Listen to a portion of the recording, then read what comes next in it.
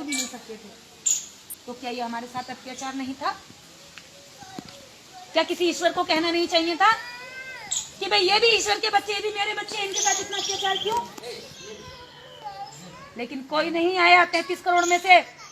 पर बाबा साहब डॉक्टर अंबेडकर आए और बोले कि ऐसा नहीं होने दूंगा, इनको बराबरी का हक दिलवा कर रहा हूं। मंदिरों में घुसने का हक नहीं था, किसी के पास बैठने का अधिकार नहीं था। डॉक्टर अंबेडकर ने लिखित संविधान में कहा कि सब समान है। ये देश ऐसे ऐसे ऐसे नहीं चलेगा, ये देश ऐसे चलेगा। जो पढ़कर लिखकर अपनी क्वालिफिकेशन को साबित करेगा वो ही जज की कुर्सी पर बैठेगा, कोई जाति का आदमी नहीं बैठेगा। यदि आपके अंदर काबिलियत है तो आप डीएम एसपी बन सकते हो, जाति के ऊपर नहीं बनोगे। ऐसा ही है ना, आज आप डॉक्टर, इंजीनियर, वकील, जज, कुछ भी नेता, परिनेता, खिलाड़ी यदि बन सकते हो तो आप अपनी योग्यता के अनुसार बन सकते हो, जाति के आधार पर नहीं। ये अधिकार किसने दिया? डॉक्टर अंबेडकर ने दिया। और इस देश के अंदर सबसे बड़ी ताकत जिसको कहा जाता है, जिससे सरकारें तैयार होती हैं, वोट का अधिकार। उस वोट के अधिकार को किसने दिया आपको? कोई नेता आपकी गलियों में आता, नेता आपके पैर छूता? आपको क्या लगता है यदि आपके पास वोट का अधिकार नहीं होता तो नेता आपके पास आते, नेता आपसे बात करते? अरे नेताओं को तो आपकी बच्चों से भी बदबू आती है। उनके पास समय नहीं है आपके पास आने का, लेकिन उनकी मजबूरी है।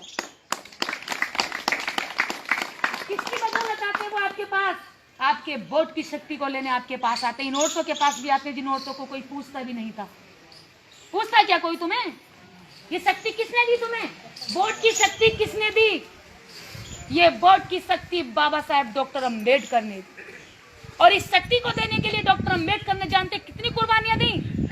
जब 1932 में डॉक्टर अंबेडकर गोलमेज सम्मेलन लंदन में जा रहे थे, आप लोगों की बात रखने के लिए वहां मीटिंग थी और सभी अपने अपने जनप्रतिनिधि तैयार थे वहां जाने के लिए, अपनी अपनी बात रखने के लिए, अछूतों की बात रखने के लिए डॉक्टर अंबेडकर को चुना गया। डॉक्टर अंबेडकर का बेटा मरने की कगार पर था, उसको डबल न्यूमोनिया हो गया। डबल न्यूमोनिया जब बच्चे को हुआ तो डॉक्टर अंबेडकर को उसी दिन लंदन जाना था। डॉक्टर अंबेडकर अपना बैग पैक करके निकल पड़े जहाज की ओर। उनके बड़े भाई आनंद ने कहा कि बीमा तू बहुत ही कट्टर है, बच्चा मरने की कगार पर है और तू लंदन जा रहा है। तब डॉक्टर अंबेडकर ने जानते हैं क्या कहा? आपका पक्ष रखते हुए उन्होंने कहा कि मुझे मरते हुए अपने एक बच्चे की चिंता नहीं, मुझे मरते हुए इस समाज के अनेकों बच्चों की, 6 करोड़ अछूत दलित बच्चों की चिंता है, इसलिए मुझे जाना पड़ा। डॉक्टर अंबेडकर मरते हुए बच्चे को छोड़कर चले गए। आज आपको उस वोट का अधिकार दिया और उस वोट के अधिकार को हम पौए में बेच रहे हैं, लड्डू में बेच रहे हैं, साड़ी में बेच रहे हैं। ये वोट का अधिकार ऐसे नहीं मिला। इस वोट के अधिकार के लिए डॉक्टर अंबेडकर ने बेटे को खोया और आप इसके लिए पत्नी को खोया। आप इसके लिए जागरूक भी नहीं हुए। आज ही आप एक पौए के लिए किसी भी गलत आदमी की झोली में अपना अपना ताकत को डाल देते हैं और फिर वही गलत आदमी वहां बैठकर आपकी बात नहीं करता। इस देश को बनाने में आपका बराबर का योगदान है। सबसे ज्यादा मेहनत कश कौम ये है, सबसे ज्यादा मेहनत गरीब आदमी करता है और यही गरीब आदमी जब शाम को सोता है तो 2 वक्त की रोटी के लिए तरसता है। कारण क्या है? ये भगवानों के पीछे लगा है, देवताओं के पीछे लगा है, मंदिरों के पीछे लगा है, दारू के ठेकों के पीछे लगा है, लेकिन अधिकारों की मांग लड़ने के लिए कभी नहीं लड़ता। इसको कोई बताने नहीं आता। कारण ये भी है, नेता आते हैं तो केवल साल में 5 साल में एक बार आते हैं, हाथ जोड़ते हैं, निशान बताते हैं और बटन दबाना के लिए आदेश करके चले जाते हैं। उनको चिंता नहीं है आपके बच्चे मरे। आज मुजफ्फरपुर में 300 के करीब बच्चे मर चुके हैं। अस्पताल नहीं है, दवाई नहीं है, डॉक्टर नहीं है, आज बच्चे मर रहे हैं। कोई एक शब्द नेता आपका बोलने को तैयार नहीं है। किसी गरीब के, किसी अमीर के बच्चे नहीं मर रहे, वो आप जैसे गरीबों के बच्चे मर रहे हैं। क्यों मर रहे हैं वो? क्योंकि आप कभी भी दवाइयों के लिए वोट नहीं देते, आप कभी भी रोजगार के लिए वोट नहीं देते, आप कभी भी शिक्षा के लिए वोट नहीं देते, आप कभी भी जंगल जमीन के लिए वोट नहीं देते। आप वोट किसके लिए देते हो? भारत माता की जय। हम हिंदू हैं, हम हिंदू हैं। वो हिंदू का खोल पहनकर पूरे देश पे कब्जा किए हुए हैं और आपको मुसलमानों से लड़वाने का काम करते हैं। इधर मरे या उधर मरे, मुस्लिम मरे या दलित मरे, दुश्मन उन्हीं के हैं। खत्म आप में से कोई एक होना। उनके बच्चे पे आंच नहीं आती, हमको मुस्लिम दुश्मन बताया जाता है, मुसलमान तुम्हारा दुश्मन है, मार डालो, मुसलमान तुम्हारा दुश्मन है, जंग लड़ लो, देश से भगा दो, ऐसा कर दो, वैसा कर दो। लेकिन इन कमीनों से कोई पूछे, जब डॉक्टर अंबेडकर पानी की लड़ाई लड़ रहे थे तो तुम ही कहते थे कि अछूत पानी नहीं पिएगा, और एक मुसलमान ने ही पानी पीने के अधिकार में साथ दिया, तो तब तुम कहां मर गए थे? इस देश के अंदर जो औरतें आज, जो बेटियां पढ़ रही हैं, ये पढ़ाई का कोई देवी सरस्वती का वरदान नहीं है। इस देश में सबसे ज्यादा कुर्बानी देने वाली, देश में स्कूलों तक लड़कियों को पहुंचाने वाली सावित्रीबाई फूले थी, जो सैनी समाज की महिला थी। सावित्रीबाई फूले ने आजीवन बच्चे पैदा नहीं किए। सावित्रीबाई फूले पढ़ी पहले, उनके पति माली जाति के थे और उनका दोस्त पंडित था, लेकिन जब ब्राह्मण की शादी हुई तो किसी ने देखा, अरे सैनी समाज का आदमी हमारी शादी में चल रहा है, नहीं नहीं नहीं नहीं नहीं, अछूत है ये, इसको बाहर निकाला जाए वरना बारात नहीं चढ़ेगी। जब उन्हें बाहर निकाला तो ज्योतिबा फूले लौट कर जा रहे थे, अपमान का घूंट पीकर उन्होंने कसम खाई कि मैं इतना पढ़ा लिखा, मैं इतना ज्ञानी, मैं इनसे ज्यादा पढ़ा लिखा, और ये आदमी मुझे इसलिए निकाल रहे हैं क्योंकि मेरी जाति छोटी है, मेरे ज्ञान की कोई कदर नहीं है। इस समाज को बताना पड़ेगा, जब मेरे जैसे पढ़े लिखों के साथ ऐसा हो सकता है तो मेरा समाज तो अनपढ़ है, अशिक्षित है, भोला है, सीधा है, उसके साथ क्या क्या होगा।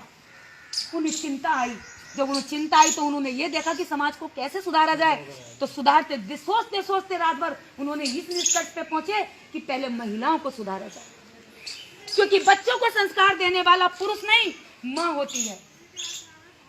यदि बच्चे को अंधविश्वासी बनाना है तो माँ को अंधविश्वासी बना दो, बच्चा किसी को बताने की जरूरत नहीं पड़ेगी, बच्चा अंधविश्वासी बन जाए। यदि बच्चे को डॉक्टर अंबेडकर का अनुयायी बनाना है तो कुछ मत बताओ, बच्चे से बात मत करो, उसकी माँ को डॉक्टर अंबेडकर अनुयायी बना दो, उसके इतिहास की जानकारी दे दो, तो बच्चा अपने आप ही अपने इतिहास को जान करके बलवान बन जाए। तो डॉक्टर अंबेडकर बाद में है, उनसे पहले सावित्रीबाई फूले, ज्योतिबा फूले की पत्नी। ज्योतिबा फूले ने कहा कि मैं तो इन महिलाओं में जा नहीं सकता। उन्होंने अपनी पत्नी को तैयार किया, उनको पढ़ाया लिखाया, तैयार किया, बोले कि जाओ सावित्री, तुम इन महिलाओं में जाकर के इनको पढ़ाने का काम करो। जब सावित्री जाती तो औरतें गोबर फेंकती, औरतें अपमानित करती, ए आई है सावित्री, छोड़ दिया फूले ने इसको हमारा टाइम बर्बाद करने के लिए, ए सावित्री हम अपनी बच्चियों को पढ़ाने नहीं दे देंगे, इतनी देर तेरे साथ टाइम मारेंगे, तेरे साथ माथा मारेंगी, इतनी देर में गोबर थाप लेंगी, इतनी देर में रोटी सेक लेंगी। सावित्री को अपमानित करके भगा दिया जाया करता, लेकिन सावित्री ने हिम्मत नहीं हारी। सावित्रीबाई फूले जब घर पहुंचती तो बहुत बार रोती, उस अपमान के घूंट को पीकर घर में रोती, रोटी सेकती जाती और रोती जाती। तब ज्योतिबा फूले आते तो पूछते कि सावित्री क्या हुआ, कि समाज के ताने तुझके सुनकर तुम रो रही हो, तुम दुखी क्यों हो रही हो, इस समाज के तानों से तुम दुखी क्यों हो रही हो सावित्री। सावित्रीबाई फूले का जवाब सुनोगे तो आपकी रूह कांप उठेगी। सावित्रीबाई फूले ने जवाब दिया कि फूले, मैं इसलिए नहीं रो रही कि ये मुझे अपमानित करते हैं, मैं तो इसलिए रो रही हूँ कि ये अपने अपमान को किस दिन पहचाने। मैं इसलिए नहीं रो रही कि मुझे गाली देती हैं, मुझे भगा देती हैं, मुझे पागल कहती हैं, मैं तो इसलिए रो रही हूँ कि अभागी महिलाएं अपने भाग्य खोलने के लिए कब तैयार हों, कब शिक्षा का मार्ग पहचानेंगी, कब ये मंदिरों को छोड़ करके शिक्षा के स्कूलों में, विद्यालयों में पैर रखेंगी। और जिस दिन ये ऐसा करने लगी उस दिन मैं समझूंगी कि मेरा जीवन सफल हो गया।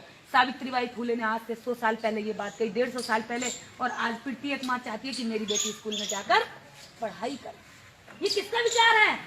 ये स्कूल किसके लिए तैयार किए गए? आप लोगों के लिए तैयार किए गए, और किसी देवी देवता ने नहीं, सावित्रीबाई फूले ने तैयार किया। लेकिन मंदिर में बताया जाता है, स्कूलों में बताया जाता है कि सरस्वती माता शिक्षा की देवी है, जिसके पास कोई डिग्री नहीं, जिसने कहीं कोई पढ़ाई नहीं करी, उसको हमारे माथे पर थोप दिया गया। सावित्रीबाई फूले ने इस देश के अंदर जो त्याग बलिदान दिया उसको हम नहीं जानते, हम तो काली मैया को जानते हैं, हम दूसरी देवियों को जानते हैं। डॉक्टर अंबेडकर ने वोट के लिए शरीर पर अच्छा कपड़ा पहनने के लिए 6 जेब आज कपड़ों में लगी हैं, और हर जेब में पैसा निकलेगा। ये जेब यहाँ तक बनाने के लिए, यहाँ तक बैठाने के लिए, कुर्सियों तक लाने के लिए अपने बच्चे की कुर्बानी दे दी, अपनी बीवी की कुर्बानी दे दी। तो डॉक्टर अंबेडकर के बारे में ये महिलाएं नहीं जानती, लेकिन जिस भोले ने किशन ने कुछ नहीं करा, उस भोले किशन के गीत गाएंगी और उसकी पूजा अर्चना में लगी रहेंगी। तो तुम्हारा बेड़ा गर्क कैसे नहीं होगा बहनों? कैसे नहीं होगी बर्बाद तुम? कैसे तुम्हें अधिकार मिल जाएंगे देश के अंदर? भाई तुम्हारी लाइन ये है, तुम्हारा मकान ये है, और तुम मकान की बगल वाली नाली पे कब्जा करके बैठे हो। तुम्हें मकान पे कब्जा कैसे मिल जाएगा? तुम्हारे कब्जे की बात बताती हूँ। इस देश के अंदर एक वोट तुम्हारा है, एक वोट टाटा बिरला अंबानी और प्रधानमंत्री का है। जितना हक टाटा बिरला अंबानी का है, इतना ही इस देश की प्रत्येक संसाधन पर आपका भी बराबरी का हक बनता है। लेकिन आप ये लड़ाई कभी भी नहीं लड़ पाते, क्योंकि आपको फुर्सत नहीं है कांवड़ लाने से, क्योंकि आपको फुर्सत नहीं है दारू में झूम जाने से, आपको फुर्सत नहीं है आपस भाई भाई में लड़ जाने से, आपको फुर्सत नहीं है अगर बगल वाला बढ़ रहा तो उसकी टांग खींच जाने में। आप दूसरे ही काम में लगे हुए हो, तो आप कब लड़ोगे अपनी लड़ाई हक की? ये कब तक ये बच्चों को तैयार करोगे? इन्हें पैदा करके हम डीएम बनाने के लिए तैयारी नहीं कर रहे, मजदूर तैयार कर रहे हैं। यदि हमने 4 बच्चे पैदा किए आज की डेट में, तो हमने 4 मजदूर तैयार कर दिए और नेताओं के लिए 4 वोट तैयार कर दिए, पर अपने लिए हमने कुछ भी नहीं किया। ये हमारे समाज की सच्चाई है। इसे जितना जल्दी हम समझेंगे, इतना जल्दी तरक्की की ओर जाएंगे। यदि मेरी एक बात भी झूठ हो तो आप बताना, बताओ कौन पिता यहाँ ये कह सकता सीना ठोक के कि मैं अपने बेटे को IAS बनाना चाहता हूँ और मेरे बच्चा बहुत तैयारी कर रहा है? बताओ कितने लोग बैठे यहाँ से? ताऊ आप रो रहे हो मेरी बातों से? ताऊ बहुत देर से रो रहे हैं। ताऊ सीने में दर्द है ये। हमारे गांव को और अंता को नहीं कर सकता जी। ये क्या है? ये बाबा साहब की कुर्बानी के लिए मैंने अपना जगह दिया। देखिएगा, ये मैंने सरकार में जाकर उधम सिंह नगर में मांग करी। माननीय उप जिलाधिकारी महोदय जसपुर उधम सिंह नगर जन विकास मंच के सौजन्य से भारत रत्न